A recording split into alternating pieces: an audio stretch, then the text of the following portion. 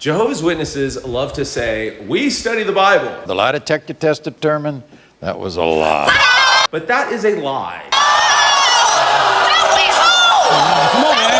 The truth is that they study the Watchtower magazine, and the Watchtower magazine has Bible references in it. And Jehovah's Witnesses click on those Bible references and go, oh yeah, that does apply to this stupid Watchtower teaching. Look, we're studying the Bible.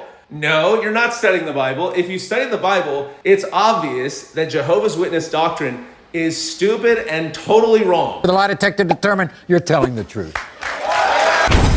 Did you ever make a sexual advance towards Tiffany? You said no. The lie detector determined that was a lie. Look at this. The last book of the Old Testament, Malachi, the last chapter of Malachi, chapter 4, and the last two verses of the Old Testament and Malachi. Look, I am sending to you Elijah the prophet before the coming of the great and awe-inspiring day of Jehovah. And he will turn the hearts of fathers back towards sons, and the hearts of sons back towards fathers, so that I may not come and strike the earth, devoting it to destruction.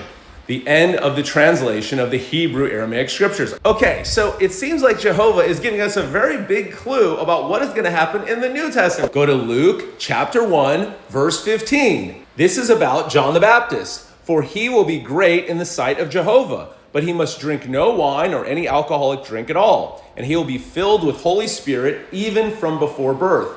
And he will turn back many of the sons of Israel to Jehovah their God. Also, he will go ahead of him with Elijah's spirit and power to turn back the hearts of fathers to children, and the disobedient ones to the practical wisdom of righteous ones, in order to get ready for Jehovah, a prepared people. So, Jehovah's Witnesses, let's think. Who is Elijah according to Luke chapter 1? John the Baptist. And what is Elijah doing according to Malachi? Look, I am sending to you Elijah, okay, John the Baptist, the prophet, before the coming of the great and awe-inspiring day of Jehovah. But Jehovah's Witnesses, Jesus came, not the Father, right? So let's slow it down, Jehovah's Witnesses. Malachi says Elijah prepares the way for Jehovah, right? And Luke says John the Baptist is that Elijah, right? So who does John the Baptist prepare the way for? Jesus, right? But did you want to say Jehovah because that's what it said in Malachi?